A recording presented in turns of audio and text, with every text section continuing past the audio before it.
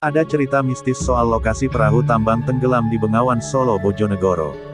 Warga menyebut ada penampakan ular hingga meminta tumbal.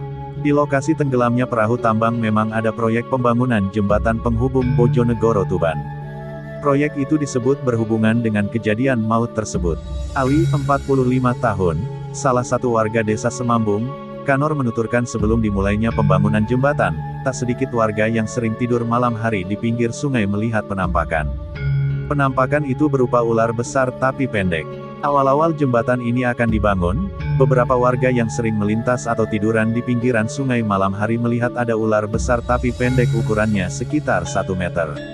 Ular itu sedang nyeberang, kalau nggak gitu ya berada di samping orang yang tidur itu. Selain muncul ular besar, di lokasi penyeberangan juga sebelumnya ada insiden yang menewaskan warga. Perahu penambang pasir yang berada di pinggir sungai tenggelam dan menewaskan 2 orang. Saat itu awal akan ada proyek jembatan sesudah selesai pembebasan tanah. Ya kalau banyak orang yang bilang penunggunya itu ular, banyak ularnya di sini, ujar warga lainnya, Supar. Warga lain menyebut jika proyek yang dibangun pada sekitar lokasi tenggelamnya perahu seakan meminta tumbal. Ya kalau orang sini sebenarnya sudah banyak yang bilang sebelum kejadian ini. Namun banyak yang tidak berpikir ke arah situ. Sementara itu salah satu warga yang enggan disebut namanya bercerita jika ada pemimpin yang ingin membuat jembatan, harus ada ritual sembelih hewan kambing dan ayam cemani.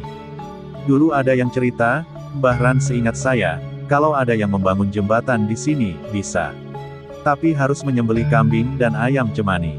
Begitu seingat saya, ujar warga Semambung tersebut. Kades Semambung Neni Rahmawati saat dikonfirmasi apakah lokasi proyek jembatan tersebut penuh misteri seperti yang dikatakan warga, Neni enggan menjawab. Namun ia membenarkan jika lokasi di perahu tambang tenggelam ini sebelumnya sering ada kejadian. Ya memang lokasi ini sering ada kejadian. Sebelum saat ini, ada 2 penambang pasir dari desa sebelah yang tenggelam bersama perahunya, padahal di pinggir. Tapi kalau ditanya angker atau tidak mohon maaf saya no comment. Nanti saya khawatir salah, kata Neni. Dan kejadian serupa terjadi lagi pada hari Rabu tanggal 3 November tahun 2021 perahu penyeberangan yang memuat banyak orang terbalik dan memakan korban lagi. Diketahui sebelumnya peristiwa kecelakaan perahu penyeberangan terbalik diduga akibat kelebihan muatan ditambah adanya arus deras Sungai Bengawan Solo yang terjadi pada Rabu pagi sekitar pukul 8.30 WIB.